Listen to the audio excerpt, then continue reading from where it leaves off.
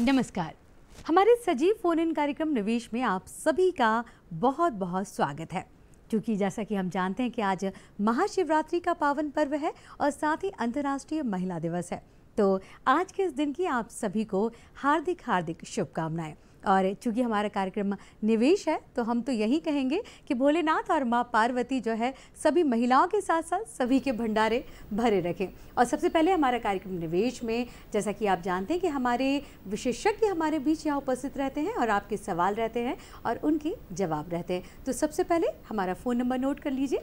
जी, हमारा phone number है 0755, ये हमारा STD कोड है, और हमारा नंबर है 2660049, ये हमारा नंबर है। निःशुल्क यानी टोल फ्री नंबर भी आप नोट कर लीजिए। जी, हमारा नंबर है 1800-233-0040। तो ये नंबर आपने नोट कर लिया है। अब हम बताते हैं कि आज हम जिस विषय पर आपको जानकारी देने वाले हैं वो है हमारा विषय बैंकिंग एवं निवेश, और हमारे विशेषज्ञों से आपकी भेंट करवाते हैं। आज हमारे इस विषय पर बात करने के लिए स्टूडियो में मौजूद हैं श्री शंकर कृष्णन जी, जो पूर्व मुख्य प्रबंधक है बैंक ऑफ इंडिया के। बहुत बहुत स्वागत है आपका कृष्णन जी। और साथ ही हमारे स्टूडियो में मौजूद हैं डॉक्टर अजय मिश्रा जी, आप वित्तीय सलाहकार हैं और असिस्टेंट प्रोफेसर भी हैं। आपका भी बहुत बहुत स्वागत है हमारे इस कार्यक्रम निवेश में। जैसा कि हमने बात में शुरुआत करी कार्यक्रम की कि आप सभी जानते हैं, आपको भी बहुत बहुत शुभकामनाएं महाशिवरात्रि के पावन पर्व की सर। और आज अंतर्राष्ट्रीय महिला दिवस है, तो शंकर सर आपसे हम जानना चाहेंगे कि वैसे तो कहते हैं कि महिलाएं फाइनेंस और निवेश में सबसे ज़्यादा घर में रहती हैं, लेकिन सबसे ज़्यादा माइंडेड होती हैं, तो किस तरह से महिलाओं के लिए वो कौन सी सबसे अच्छी योजनाएं रहती हैं, या जिन महिलाओं के बैंक में खाते नहीं हैं या आगे बढ़ना चाहती, तो वो पूरी थोड़ी सी जानकारी आप हमारी महिलाओं को दीजिए। थैंक यू मैडम जी। आज महिला दिवस में आपको और बाकी सब यहाँ देखने वालों को बधाई देता हूँ। और आपने बहुत अच्छा क्वेश्चन पूछा। महिला दिवस होने की वजह से महिलाओं को कैसे पैसे कैसे बचाना है उसके बारे में अपन बात करेंगे जी। और आप सबको मालूम हो, महिलाओं फाइनेंस मैनेज करने में बहुत माहिर है। यानी आप देखिए कोविड के समय जब कई लोगों के घर महिलाओं को पैसे ही से चला, ये तो आप भी जानते हैं, हम भी जानते हैं, और पैसे को बहुत अच्छी तरह भले वो बैंक में डालते हैं नहीं डालते हैं अलग बात है, उन लोग बचा के तो रखते हैं। हम ये बोलना चाहते हैं जो पैसे वो घर पे बचाते हैं उस पैसे को बैंक में नहीं तो कहीं ना कहीं निवेश करें, उससे उनको बहुत ज़्यादा फायदा हो सकता है जी। उसके लिए सरकार ने बहुत अच्छा स्कीम लेके आया है। आपने सब सुना होगा फाइनेंशियल इंक्लूजन, यानी उसके अनुसार कई लोगों को जब खाता खोलने के लिए कई डॉक्यूमेंट की ज़रूरत पड़ती है, जैसे पैन कार्ड की ज़रूरत पड़ती है, नहीं तो आधार कार्ड की ज़रूरत पड़ती है।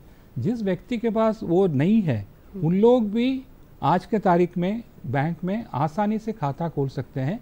उन्होंने सरकार ने थोड़ा बहुत नियम बनाया है, क्योंकि जो मनी लॉन्ड्रिंग जो करके बोलते हैं उस चीज़ को रोकने के लिए उन्होंने कई नियम बनाया है। उन लोग एक महीने में 10,000 तक आराम से जमा कर सकते हैं, मगर उस खाते में 50,000 के ऊपर नहीं होना चाहिए। इस टाइप का जो ये बचत के हिसाब से उन्होंने बनाया है, बचत नहीं, ये तो सेविंग के हिसाब से जी, जी। और मान लीजिए आज के तारीख में हर घर में महिलाओं को तो बहुत ज़्यादा इम्पोर्टेंस दिया जाता है। छोटे बच्चे हैं उनके लिए भी सरकार ने कई स्कीम लेके आया है, उसके बारे में अपन आगे के उसमें ज़रूर बात करेंगे। जी जी बिल्कुल। और यही प्रश्न मैं आपसे भी पूछूंगी अजय जी कि किस तरह से महिलाएं जो हैं वो निवेश में कर सकती हैं। जी पूर्वा जी, इससे पहले अपनी बात शुरू करूं, मैं शंकर सर की बात के साथ ही चलूंगा कि सबसे पहले आपको शुभकामनाएं। जी जी, आज अंतर्राष्ट्रीय विश्व महिला दिवस है और हमारे प्रदेश और देश की सभी महिलाओं को आज के इस दिवस की विशेष शुभकामनाएं, क्योंकि उनके ही जो छोटे छोटे प्रयासों के कारण ही आज इस स्थिति पर पहुंचे हैं कि हम दुनिया में बड़ी बड़ी व्याधियों का मुकाबला कर चुके हैं। आपके प्रश्न के मुताबिक, क्योंकि मैं बेसिकली जुड़ा हूँ मैनेजमेंट एजुकेशन से, तो मेरा मानना है कि इस दुनिया की सबसे अच्छी मैनेजर महिलाएं होती हैं, भले उन्होंने विधिवत कोई मैनेजमेंट एजुकेशन ली हो या नहीं ली हो, इससे फ़र्क नहीं पड़ता। रोज़मर्रा का जो उनका जीवनचर्या है, दिनचर्या है, उसमें वो बहुत सारी चीज़ें ऐसी करती हैं जो साबित करती हैं कि वो सबसे अच्छे फाइनेंशियल मैनेजर हैं, वो सबसे अच्छे HR मैनेजर हैं, वो सबसे अच्छे मार्केटिंग मैनेजर हैं। बिल्कुल, मैंने देखा है उनको छोटी छोटी बचतों को इकट्ठा करके वक्त ज़रूरत पर जो इमरजेंसी फाइनेंस को प्रोवाइड करते हैं, तो उससे अच्छा फाइनेंशियल मैनेजर मैंने किसी को देखा नहीं।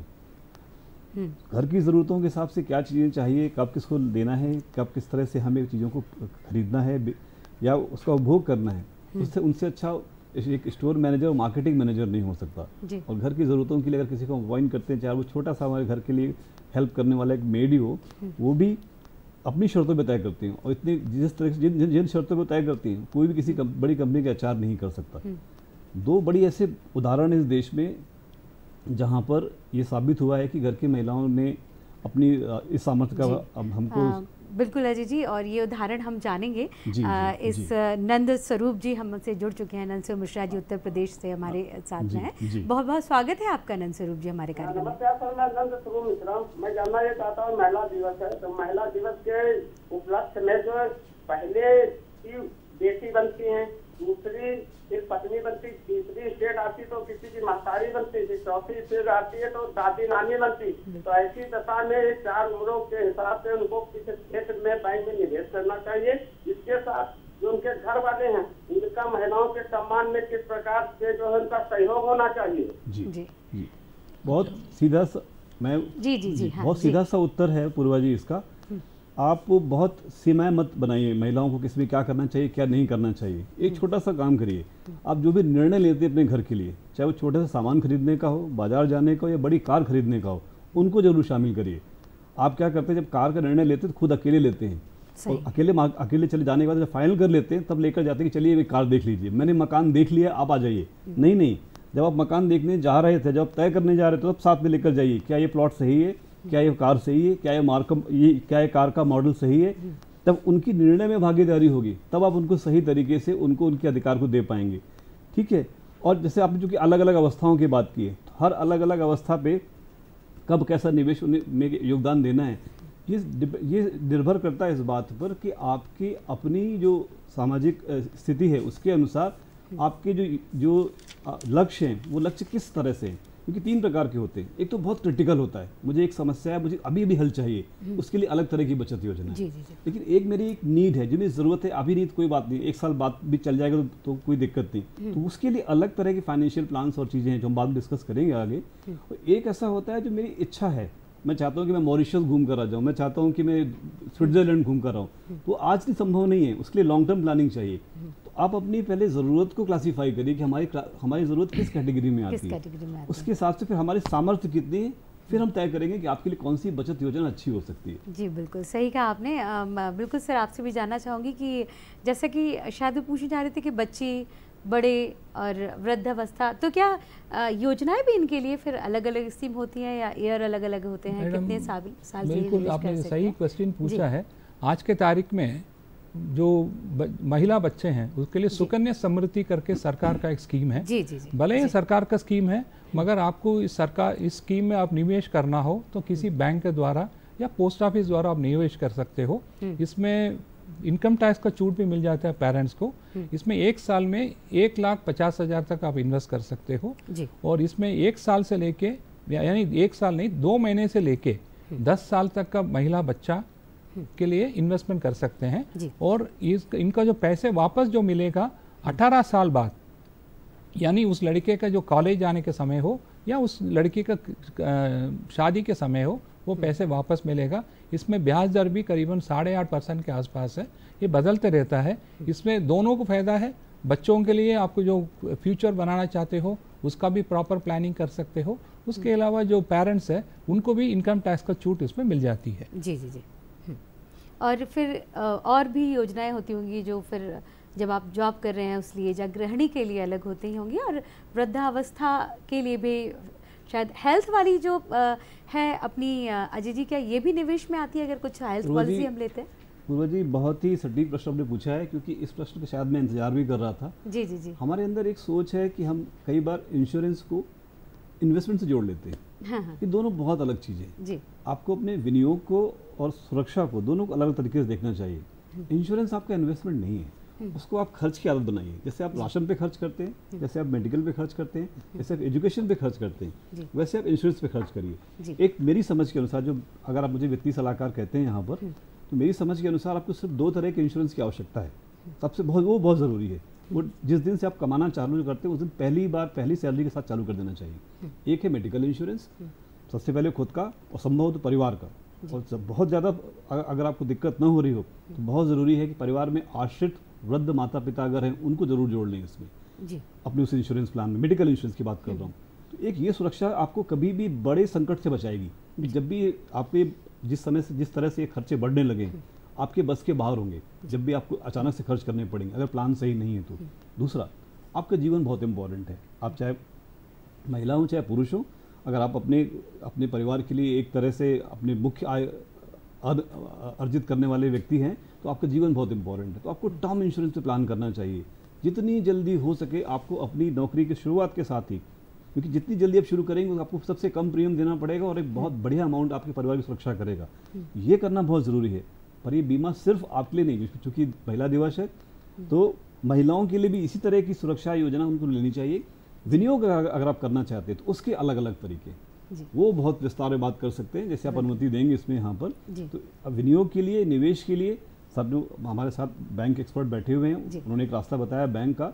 लेकिन जिस तरह देश विकास कर रहा है पिछले कुछ सालों में, जिस तरह सरकार ने नई योजनाओं को लेकर जितनी प्रोग्रेसिव गवर्नमेंट आई हमारे पास, अब अगर हमने साथ नहीं दिया सरकार का तो फिर हम शायद पीछे रह जाएंगे। क्योंकि आने वाले समय में आप जिस तरह देख रहे हैं, जो भी आपका शेयर मार्केट है, आपके सेंसेक्स है, आज जिस ऊंचाई पर है इससे कई गुना ऊंचाई पर जाने वाले हैं। ये अगर आप उसमें उस समय के साथ नहीं है तो फिर आप पीछे रह जाएंगे। लाखों रुपए नहीं चाहिए उसके लिए, छोटी से छोटी जो राशि है, छोटा छोटा योगदान आपको एक बड़ा भुगतान कर सकता है, मगर समय के साथ चलना है।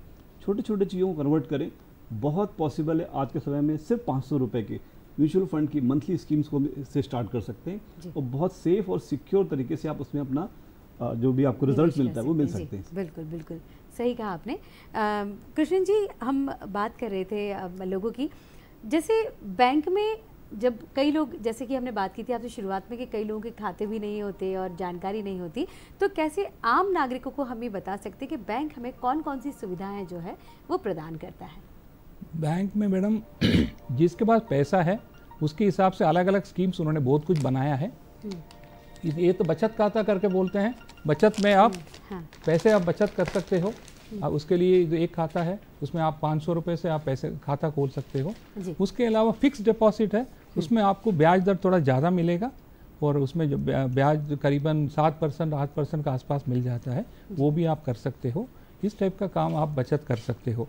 और दूसरी चीज़, आप जब भी आप इन्वेस्टमेंट और बचत और इन्वेस्टमेंट दोनों में फ़र्क लोगों को मालूम होना चाहिए। मान लीजिए जो व्यक्ति 50,000 कमा रहा है, उसमें से मान लीजिए उन्होंने उसके खाते में डाल दिया, उसमें से उन्होंने मकान का रेंट के लिए निकाल दिया, बाकी खर्चे के लिए निकाल दिया, जो बचता है वही बचत है, मतलब वो सेविंग्स अकाउंट है। मान लीजिए वो 50,000 जो कमा रहा है उसमें से पहले से उन्होंने निर्णय कर लिया उसमें से 5,000 मैं म्यूचुअल फंड में डालूंगा, नहीं तो 5,000 मैं बैंक में फिक्स डिपॉजिट करूंगा, वो निवेश है जी। और हमेशा ये भी मैं बोलता हूँ, जो भी व्यक्ति है उनका कम से कम 1 महीने जो 6 महीने की आय है उस अमाउंट को वो हमेशा सेफ्टी फंड के रूप में रखना चाहिए, कहीं भी मतलब इमीडिएटली मिलने के लायक। क्योंकि कोविड के बाद लोगों ने सीख लिया होगा कब क्या होता है समझ में नहीं आता है। इस वजह से आपको जो भी फंड्स है, आपका जो 1 महीने का खर्चा है उसका मतलब 6 महीने के खर्चा को आपको अलग से रखना पड़ेगा, जब भी जिसको ज़रूरत पड़े वो इस्तेमाल कर लें। जी बिल्कुल। अगर हम बात की जाए तो बैंक में विभिन्न तरह से ज़रूरतों के हिसाब से ऋण भी सर प्रदान किया जाता है, तो उसकी क्या सभी के लिए या ऋण की अलग अलग प्रोसेस रहती है या सब वर्गों के हिसाब से रहती है, उसके बारे में हम चाहेंगे आप कुछ। बैंक का मैडम, बैंक का जो उद्देश्य 2 ही उद्देश्य है, लोगों से डिपॉजिट लेना, दूसरा जो उद्देश्य है लोगों को लोन देना। डिपॉजिट लेने में बैंक कभी भी आदमी से फ़र्क नहीं दिखता है, जो भी व्यक्ति जितने दिन के लिए जमा करता है उसके हिसाब से उनको ब्याज दिया जाता है। मगर ऋण देने के समय आती है, उस समय जिस व्यक्ति का ज़रूरत है उसके अनुसार उनका ब्याज दर निर्णय होती है। आजकल जो बोलते हैं प्रायोरिटी सेक्टर जो बोलते हैं, जिस चीज़ के लिए सरकार बहुत ज़्यादा लोन देने से लोगों को मतलब देश की तरक्की होती है, जैसे आपका कृषि विभाग हो, नहीं तो पढ़ाई के क्षेत्र में हो, MSME क्षेत्र में हो, उस टाइप के क्षेत्र में सरकार ब्याज दर बहुत कम रखती है। और दूसरी चीज़, आज के तारीख में कई लोग कोई नया बिजनेस इसलिए शुरू नहीं कर पाते, उनके पास कोई गारंटी नहीं है या कोई मकान का पेपर नहीं है।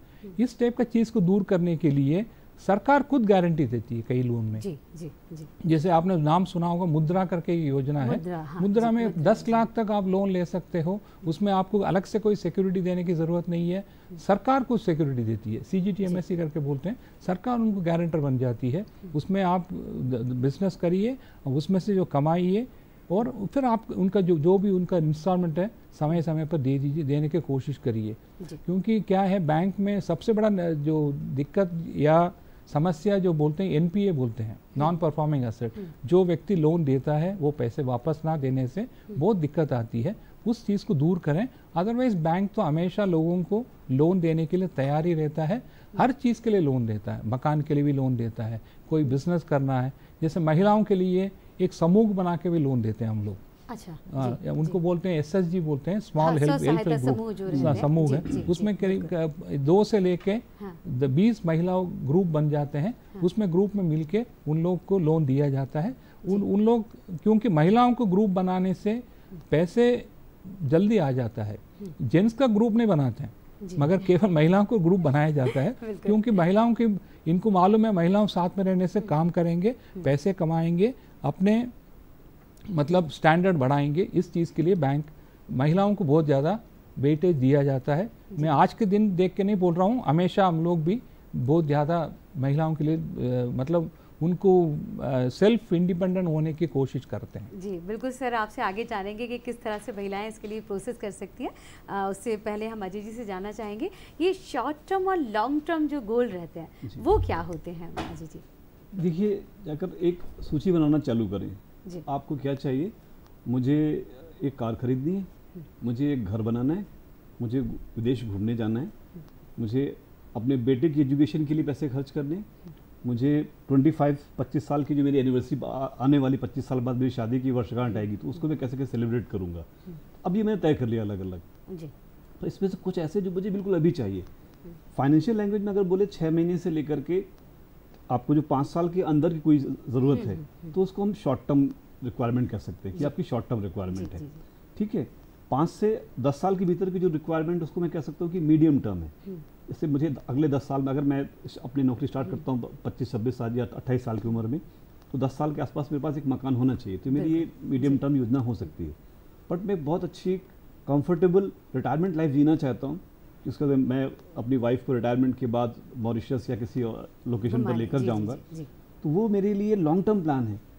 अब ये जो मेरे प्लान्स हैं, इनमें भी अलग अलग क्लासिफिकेशन है। अच्छा। इसमें क्रिटिकल कौन सा है जी? इसमें नीड क्या है मेरे लिए, मेरी वांट क्या है। तो क्रिटिकली अगर मुझे इलाज की जरूरत है, सबने कहा, बहुत अच्छी बात बोली शंकर सर ने कि आपके पास 6 महीने का पैसा होना चाहिए। बिल्कुल, अगर आप नौकरीशुदा हैं, अगर नौकरी पेशा व्यक्ति है, तो आप जो भी वेतन पाते हैं उस वेतन का 6 गुना आपके पास कहीं लिक्विड फंड में होना चाहिए। सर ने ये नहीं बोला घर में रखिए, बिल्कुल नहीं कहा सर ने। सर ने कहा ऐसी जगह रखिए जो कैश में इजीली कन्वर्ट हो सके, जो कैश में कन्वर्ट करने में आसान हो। उन्होंने बिल्कुल नहीं कहा कि बॉक्स में दबा के रखिए। हर पैसा जब तक बाजार में नहीं आएगा, ना तो खुद कमाएगा ना आपको कमा कर देगा, उसका बाजार में आना बहुत ज़रूरी है। तो मैडम, जब आप अपनी एज के हिसाब से देखें, तो अगर मैं बिल्कुल शुरुआती दौर पर हूँ, जहाँ मैं 25 साल की उम्र के आसपास हूँ, तो वहाँ मेरे जो इन्वेस्टमेंट का पैटर्न है वो बहुत एग्रेसिव होगा, क्योंकि मुझे कोई जल्दी नहीं ना अभी। मैं अभी शेयर मार्केट की रिस्क ले सकता हूँ, मैं ऐसे बिजनेस वेंचर से वहाँ लगा सकता हूँ जो रिस्की थोड़े दिखते हैं लेकिन बहुत प्रॉफिट कमा सकते हैं। मतलब कुछ कैपिटल लॉस होकर चलेगा मुझे, लेकिन जैसे जैसे मेरी उम्र बढ़ेगी तो मेरा जो एग्रेसिवनेस है वो कम हो जाएगा, तो मैं मॉडरेट टाइप का इन्वेस्टर हो जाऊँगा।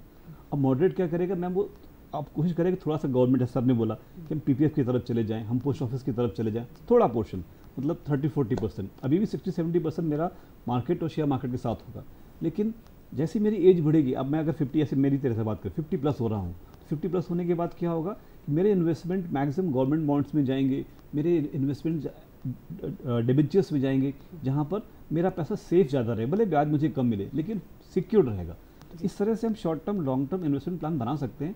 पहली तो चीज़, मेरी ज़रूरत क्या है, वो क्रिटिकल है, वो वांट है मेरी, या फिर मेरी सिर्फ नीड में आता है। दूसरा, मेरी क्षमता क्या है, क्षमता क्या है, हाँ, मतलब अपनी आय के हिसाब से अपने जो टर्म है उनको हम निर्धारित कर सकते हैं। आपका जो प्लान है, जो लक्ष्य है, आप उस लक्ष्य तक पहुंचते हैं तो आपकी इनकम को उस लक्ष्य से मैच करने के लिए, अगर इनकम कम है तो लक्ष्य का जो दूरी है वो लंबी हो जाएगी, पर आय के स्रोत ज़्यादा हैं तो लक्ष्य की जो दूरी है वो कम हो जाएगी। तो ये निर्भर करता है अलग अलग व्यक्ति के हिसाब से। कोई भी एक प्लान किसी के लिए सक्सेसफुल नहीं है कि मेरा प्लान किसी शंकर सर के लिए बिल्कुल वैसे ही उपयोग में आएगा, बिल्कुल नहीं होगा। उनका बिल्कुल डिफरेंट होगा, उनकी ज़रूरतें बिल्कुल डिफरेंट होगी।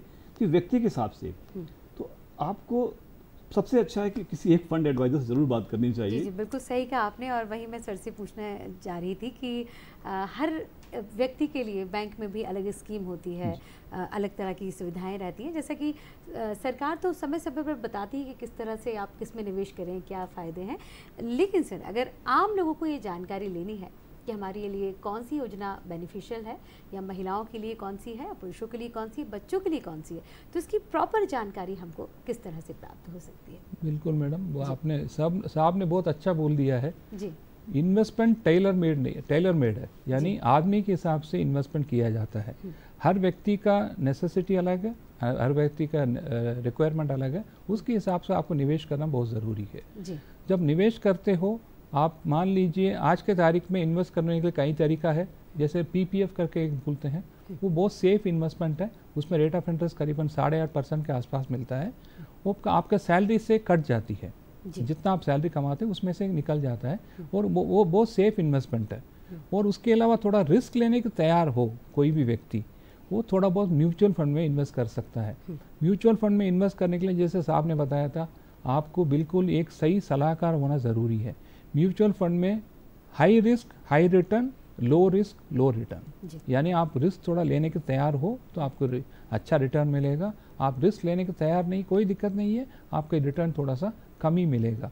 जैसे कम रिटर्न के लिए डेट फंड करके एक बोलते हैं, ये सरकार का फंड है, इसमें आप इन्वेस्ट करेंगे करीबन 7% 8%, उसके हिसाब से आपको रिटर्न मिलेगा। मगर हम एक चीज़ हम ज़रूर बोलते हैं, जो आप इन्वेस्ट करते हो एक आपके दुनिया में एक रहता है इन्फ्लेशन करके बोलते हैं, यानी आज के तारीख में महंगाई भत्ता जो बोलते हैं वो बढ़ते जाता है।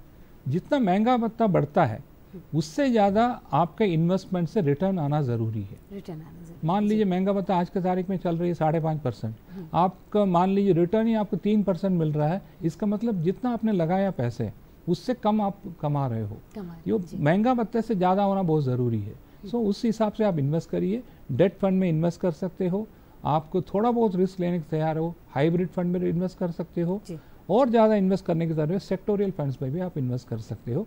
म्यूचुअल फंड आज के तारीख में जो व्यक्ति शेयर मार्केट में डायरेक्ट इन्वेस्ट नहीं करना चाहते हैं, उसके बावजूद शेयर मार्केट का फ़ायदा उठाना चाहते हैं, उनके लिए म्यूचुअल फंड बहुत अच्छा तरीका है। और म्यूचुअल फंड में कम से कम जैसे साहब ने बोला था, short term, long term, medium term करके आप देख के आप उसके हिसाब से स्कीम चूज़ करके आप इन्वेस्ट कर सकते हैं। जी बिल्कुल। और योजनाओं की जानकारी या तो बैंक के माध्यम से या ऑनलाइन भी हम इसको प्राप्त कर सकते हैं। हाँ बिल्कुल। नहीं, आजकल आज के तारीख में कई एडवाइजर्स हैं, और आज के तारीख में बैंक जो है जो पैसे के लेन देन का काम तो करता ही है, उसके अलावा कई काम करते हैं। उसमें से एक है आपका जो फंड ट्रांसफ़र का जो काम है, आरटीजीएस, एनईएफटी। सपोज मान लीजिए आप भोपाल में रहते हो, आपके ब्रदर बॉम्बे में है, उनको पैसे भेजना हो, आप बैंक द्वारा ही भेजते हो, ये सेवा भी करती है। उसके अलावा आपके पास कीमती ज्वेलरी है, वो घर पे नहीं रखना चाहते हो, वो चीज़ भी आप लॉकर के द्वारा बैंक में रख सकते हो। उसके अलावा आज के तारीख में बैंक एक सुपरमार्केट जैसे हो गया, फिनेंशियल सुपरमार्केट है। जैसे आपको पैसे के बारे में जो भी जानकारी चाहिए हो वो सब वहाँ देने के तैयार है। ये जो सलाहकार है आज के तारीख में, बैंक के सलाहकार जो म्यूचुअल फंड हो या इंश्योरेंस का जो है, उनका सलाहकार का काम बैंक खुद करता है और आपको सजेस्ट भी करता है। और आज के तारीख में सबसे बढ़िया चीज़ है एक सिप करके बोलते हैं, सिस्टमैटिक इन्वेस्टमेंट प्लान। यानी आपको जो भी आप इन्वेस्ट करते हो आप पहले से तय कर लीजिए, हर महीने मैं 500 रुपये इन्वेस्ट करूँगा, 1000 रुपये इन्वेस्ट करूँगा, आपके एक खाते में से हर महीने ऑटोमेटिकली म्यूचुअल फंड में इन्वेस्ट हो जाएगा। उससे क्या होता है, आपका शेयर मार्केट का रिस्क या म्यूचुअल फंड का रिस्क जो है कम हो जाती है। वो हम लोग जो भी व्यक्ति नया म्यूचुअल फंड में आना चाहते हैं उनको यही हम सलाह देते हैं, आप लोग सिप के द्वारा इन्वेस्ट करिए। जैसे मान लीजिए जिस व्यक्ति का उम्र 60 साल का है, वो रिटायर्ड हो गया, उनके पास कुछ पैसे मिला है, वो चाहता है ये भी म्यूचुअल फंड में इन्वेस्ट करें, उसका भी फ़ायदा उठाएं। उसमें एक और प्लान है STP करके बोलते हैं, system SWP, systematic withdrawal plan. यानी आपने 10 लाख लगा दिया, हर महीने आप उसमें से 5000 6000 जितना निकालना है पहले से आप तय कर दीजिए। वो म्यूचुअल फंड आपका जो इन्वेस्टमेंट 10 लाख जो है सुरक्षित रहेगा, उसमें से आपको हर महीने 10,000 20,000 जो आप मांग रहे हो दिया जाता है। ये काम भी आप कर सकते हो। म्यूचुअल फंड आज के तारीख में आप देखेंगे निवेश करने के हिसाब से आप देखेंगे सबसे अच्छा स्कीम है, मगर उसमें एक ही चीज़ है, मैं हर बार यही बोलूँगा, high risk high return, low risk low return. बिल्कुल बिल्कुल सही कहा आपने। अगर हम जाने बात करें जी तो निवेश के क्या विकल्प हो सकते हैं? जी बहुत साधारण तौर पर जो हम जानते हैं निवेश के बारे में, जिसे हम परंपरागत निवेश भी कह सकते हैं, वो बैंक, हम शुरुआत बैंक से या पोस्ट ऑफिस से ही करते हैं। सबसे पहला इन्वेस्टमेंट हमारा बैंक के साथ ही चालू होता है जी।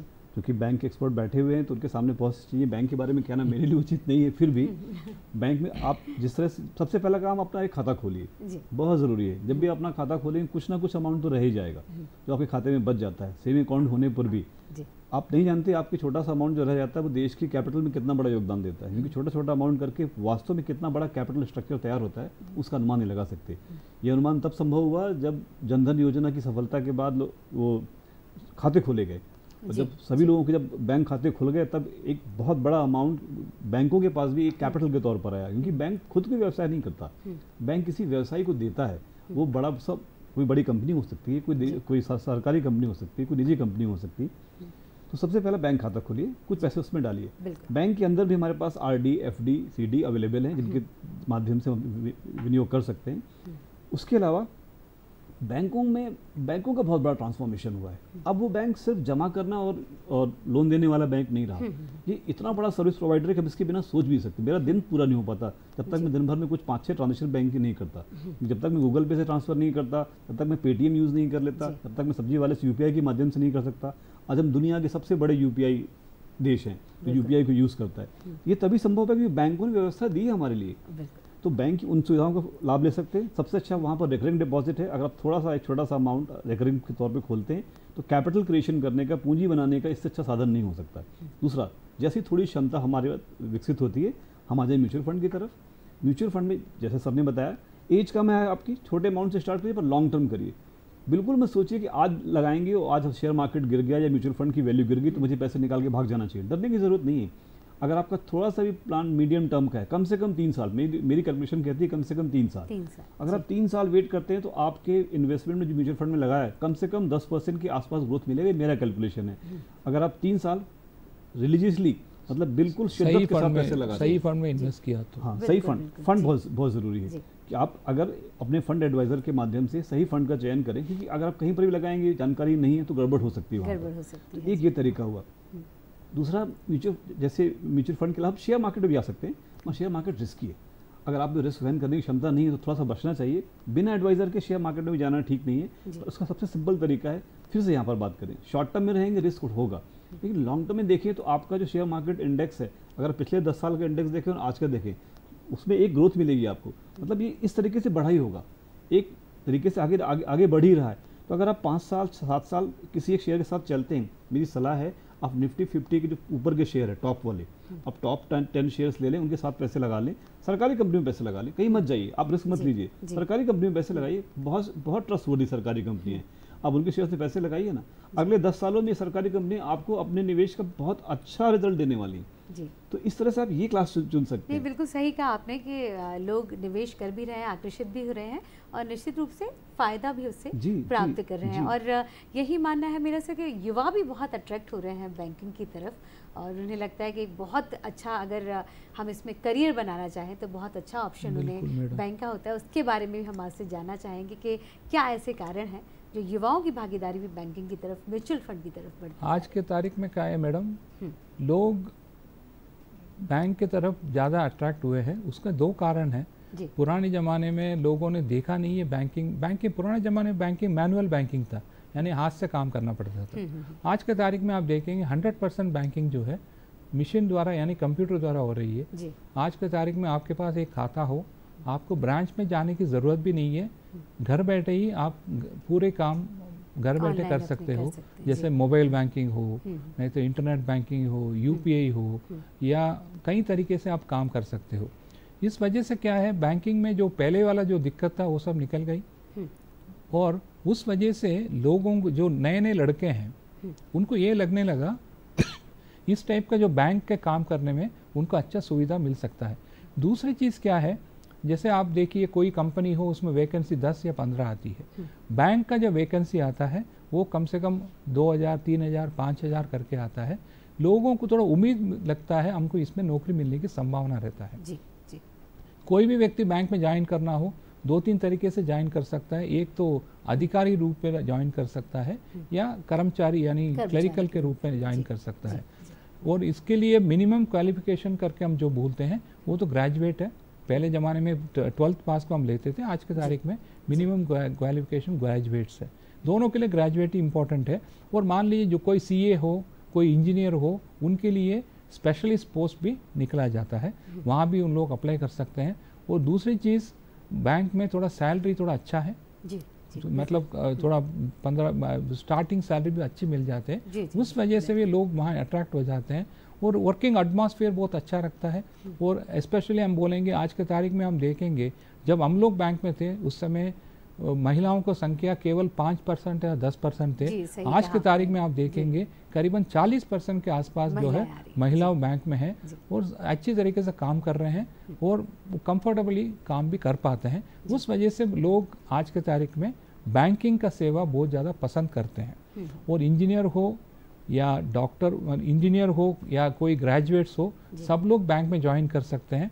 इसका आमतौर पे हम लोग यही बेसिकली हम चाहते हैं उनको थोड़ा न्यूमेरिकल नॉलेज होना चाहिए जी, जी, जी। और अरिथमेटिक और इंग्लिश अच्छा होना चाहिए, कम्युनिकेशन स्किल अच्छा होना चाहिए। ये बैंक में अच्छी तरह उन लोग काम कर सकते हैं। अधिकारी के रूप में भी मान लीजिए क्लरिकल रूप में भी ज्वाइन किया है, उनको प्रमोशन मिलने में बहुत ज़्यादा दिक्कत नहीं आती है। इंटरनल प्रमोशन से उन लोग बहुत ज़्यादा ऊपर जा सकते हैं। उस वजह से उन लोग आज के तारीख में बैंक में लोग काम करना पसंद करते हैं जी। यानी निजी में बात करना चाहें या सरकारी में, दोनों में ही बहुत सारे ऑप्शन खुले हुए हैं। और बैंक में सरकारी बैंक भी है और उसके अलावा आजकल जो प्राइवेट बैंक्स बहुत है, ICICI बैंक जैसे है, आजकल एक और बैंक भी खुल गया है, स्मॉल फाइनेंस बैंक करके बोलते हैं, वहाँ भी आप लोग नौकरी ढूंढ सकते हैं। उनका भी स्कोप अच्छा रहता है। और उसके बाद क्षेत्रीय ग्रामीण बैंक है, वहाँ वो भी अलग टाइप का बैंक है वो। मगर कोई भी बैंक हो, सब में आज के तारीख में लोग पैसे इसलिए लगाते हैं इनके ऊपर विश्वास है। अभी तक कोई भी बैंक डूबा नहीं है, किसी का पैसा नहीं डूबा है। उस वजह से लोगों को बैंक के ऊपर बहुत अच्छा विश्वास है। ये आप भी मानेंगे, हर आदमी मानता है उसको जी।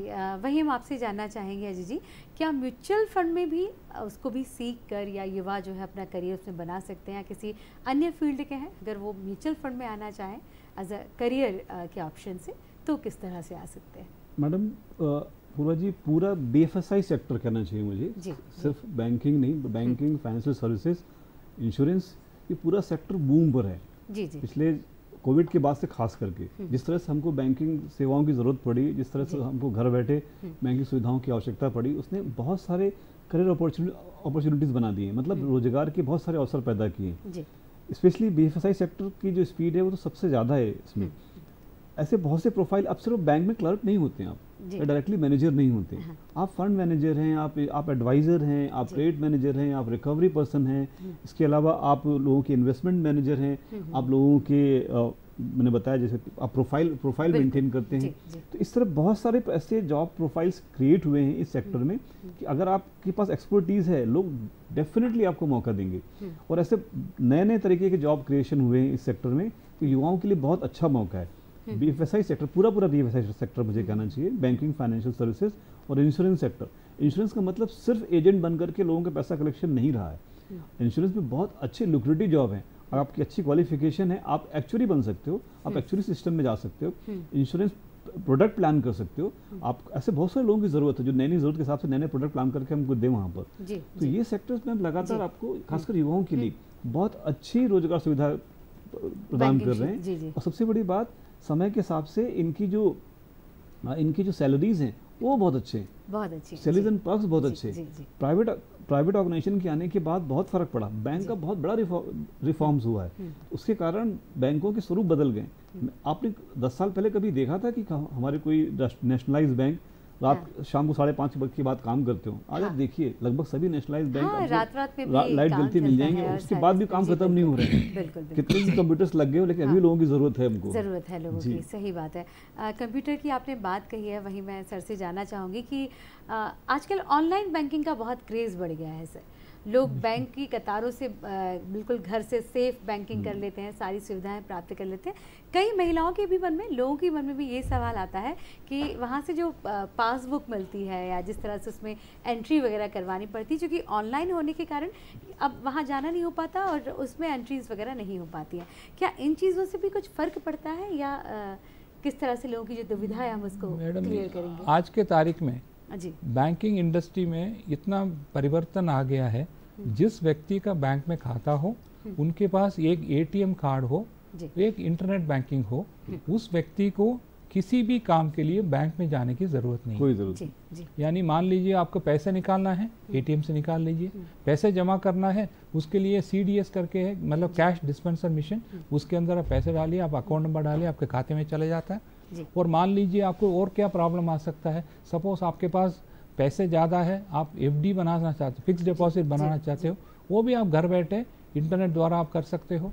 और मान लीजिए इसके बाद एक और जो चीज़ होती है, TDS करता हो, आपको फॉर्म 15 जमा करना हो, और पेंशनर हो, लाइफ सर्टिफिकेट जमा करना हो, ये सब काम भी आप घर बैठे हो सकता है, ऑनलाइन कर सकते हैं। मगर इसमें एक और समस्या आता है, जिस व्यक्ति का उम्र 80 साल का ऊपर हो, उनको बैंक में आने की दिक्कत भी होती है। उन लोग इस टाइप का जो चीज़ को इस्तेमाल नहीं कर पाते हैं। इस चीज़ को दूर करने के लिए बैंकों ने आजकल डोर स्टेप बैंकिंग शुरू किया है।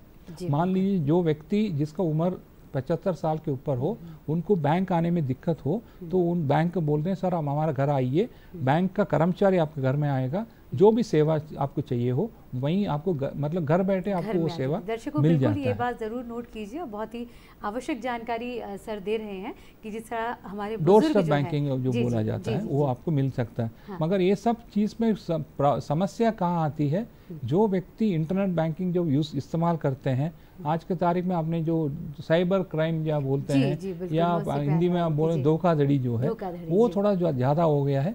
उसके लिए मैं जो भी व्यक्ति है उनको एक सलाह ज़रूर दूंगा, आपका ATM कार्ड हो या आपका पिन नंबर हो, किसी के साथ शेयर मत करें। और आज के तारीख में जो साइबर क्राइम इतना बढ़ गया है, कहाँ से कब फ्रॉड होता है समझ में नहीं आता है। इसलिए हम ये तो बोलते ही हैं, किसी QR कोड को स्कैन करके बोला है तो मत करिए। और मान लो कोई फ़ोन करके बोलता है इस अकाउंट में पैसे डालना है, मत डालिए। इस टाइप का आपको मतलब इस चीज़ को आपको बहुत ज़्यादा ध्यान रखना ज़रूरी है। आपका मोबाइल आप किसी को मत दीजिए, मतलब कोई किसी को फ़ोन करना है तो आप नंबर ले लीजिए, आप फ़ोन कर दीजिए। फ़ोन आप किसी को मत दीजिए। मान लीजिए आपका फ़ोन आप किसी को दे दिया, आपका कोई डेटा वहाँ चला गया, तो आपका पैसे पूरा निकलने की संभावना रहता है। और मेनली आपका इंटरनेट बैंकिंग हो, यूज़र ID पासवर्ड संभाल कर रखिए, और ATM कार्ड हो, कार्ड को संभाल कर रखिए। पिन नंबर किसी को मत दीजिए, आपका कार्ड किसी के साथ शेयर मत करिए, क्योंकि कई लोग दे देते हैं मेरा ठीक है मेरा पैसा लेके आओ, इस टाइप का काम कभी मत करिए। और मगर इसके बावजूद भी आपको कोई दिक्कत हो गई, आज के तारीख में सरकार ने एक नंबर लेके है 1930 करके, उस नंबर में आप फ़ोन करेंगे। आप नोट करिए सर, एक बार पुनः ये नंबर बताइए। हाँ, 1930 नंबर में आप फ़ोन करेंगे। कहीं भी धोखाधड़ी हो गया, आप बता दिया ऐसा ऐसा हो गया है, उसको जितना हो सके सरकार आपको मदद करेगी, आपका पैसे वापस मिलने की संभावना है उसमें। जी बिल्कुल सही। एक बात मैं जोड़ना चाहूँगा इसमें, एक बहुत साधारण सी जानकारी है सभी के लिए। आप अपने आप को कभी स्पेशल नहीं माने कि आपकी लॉटरी लग जाएगी, कोई आपको एक रात में आपका पैसा डबल कर देगा। जब भी कोई आपको लालच दे रहा है, उसके पीछे कोई ना कोई उसका एक छुपा मकसद है, वो नुकसान पहुंचाएगा। हम अक्सर तभी शिकार होते हैं, हमको लगता है कि नहीं हमको एक फ्री का पैसा मिलने वाला है, एक 5,000 रुपये जमा कर देंगे तो 1 लाख मिल जाएंगे। ऐसा कुछ नहीं होता।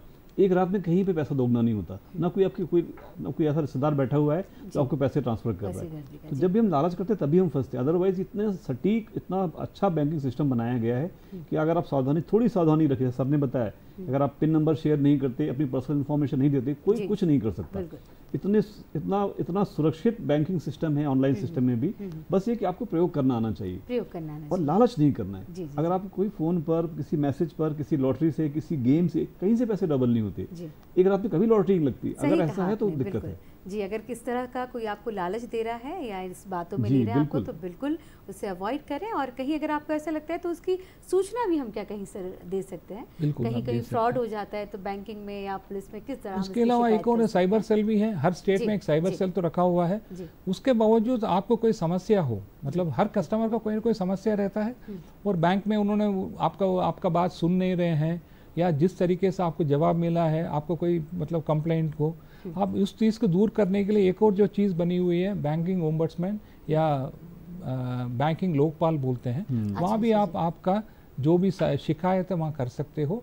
वो शिकायत नंबर 1 ये मुफ्त है, आपको कोई पैसे देने की ज़रूरत नहीं है, किसी वकील को एंगेज करने की ज़रूरत नहीं है, आप खुद करना है आप खुद कर सकते हो। सपोज आप खुद करने के सक्षम नहीं हो तो आपका कोई दोस्त हो, कोई फ्रेंड हो, जो व्यक्ति वकील नहीं है उस व्यक्ति को बोल सकता है, वो आपके लिए आपका शिकायत वो दर्ज करेगा।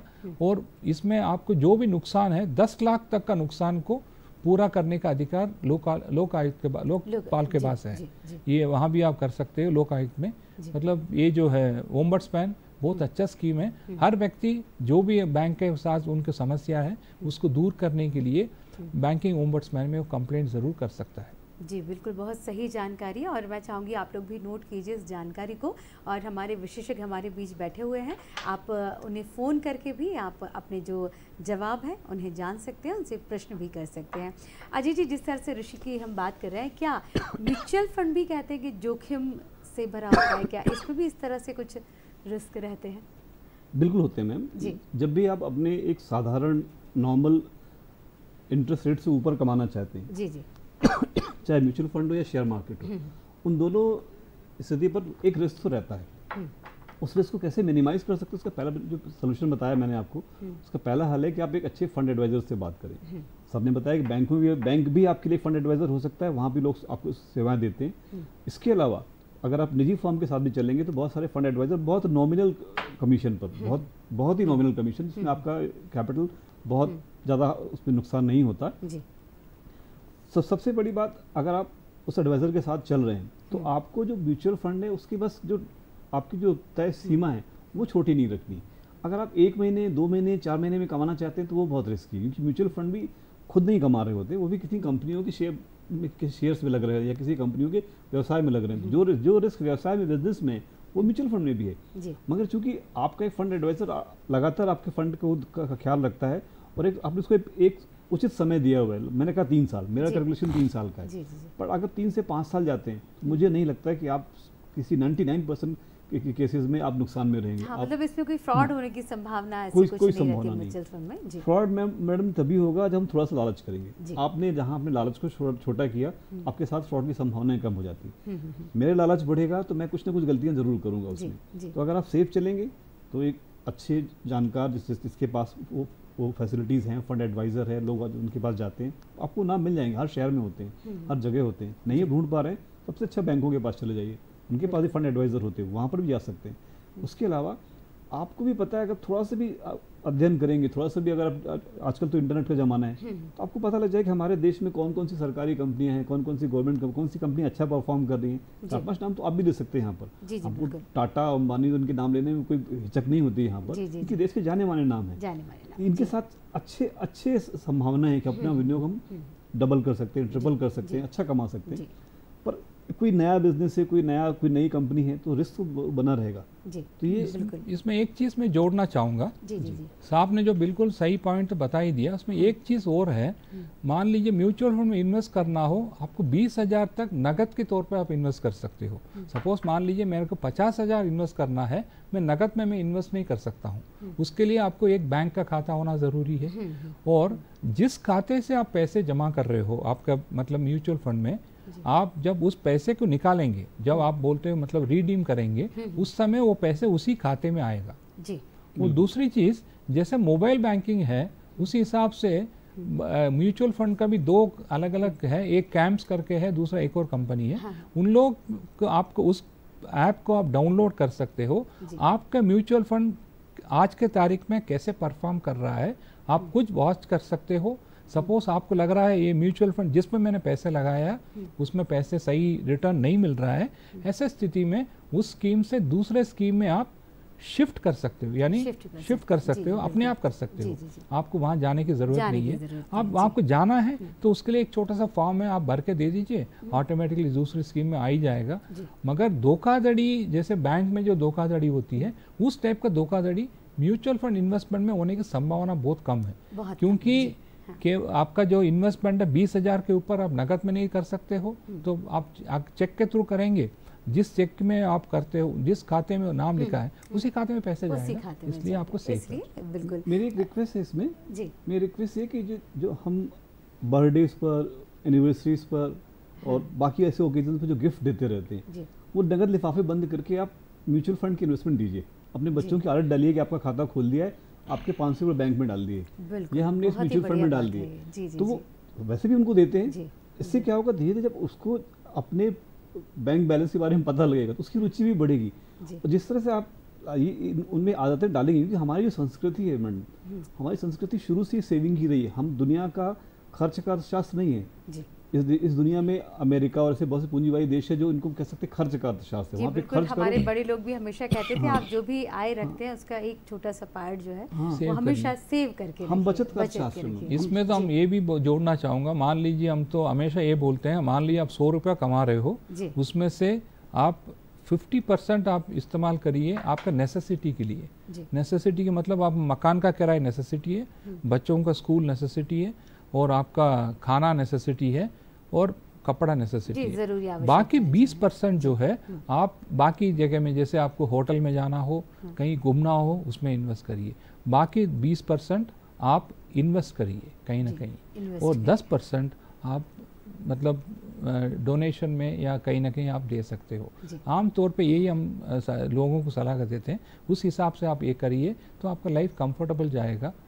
ये तो करना बहुत ज़रूरी है। बिल्कुल सही कहा आपने, हमारे फ्यूचर को संवारने के लिए बचत बहुत आवश्यकता रहती है, क्योंकि कब कहाँ किस चीज़ की आवश्यकता पड़ जाए, जीवन है और सभी को कहीं ना कहीं अलग अलग मोड़ पर धन की चीज़ों की आवश्यकता ज़रूर पड़ती रहती है। सर जानना चाहिए कियोस्क बैंकिंग भी सुनाई देता है, उसके बारे में भी हम आपसे जानना चाहेंगे। मैडम क्या है, आज के तारीख में ग्रामीण क्षेत्र में लोगों ने पैसे बहुत ज़्यादा लगाने, मतलब पैसे इन्वेस्ट करने लगे। उनका इन्वेस्टमेंट बहुत कम ही रहता है, हो सकता है 10,000 हो, 15,000 हो, इतना ही पैसे लगाते हैं। मगर उनके ऊपर भी कई धोखाधड़ी हो जाती है। लोग बोल देते हैं आपके अकाउंट में से 5,000 निकालते हैं, 10,000 निकाल लेते हैं। इस चीज़ को दूर करने के लिए आधार एनेबल पेमेंट सिस्टम करके एक चीज़ लेके आया है।